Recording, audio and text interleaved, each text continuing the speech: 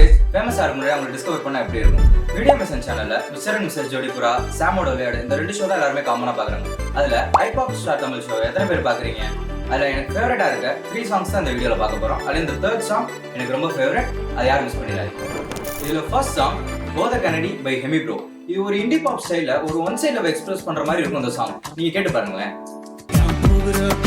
தள்ளி தள்ளி போகிற கொஞ்சம் கொஞ்சம் சாக அடிக்காதடி அட போத போத கண்ணாடி கடக்கிறவோ பின்னாடி மாமா செல்லமா சொல்லி என்ன மயக்கும். இதுல இருக்க செகண்ட் சாங் எங்க ஒரு ஆலமரம் பை ஜியான் ப்ரோ.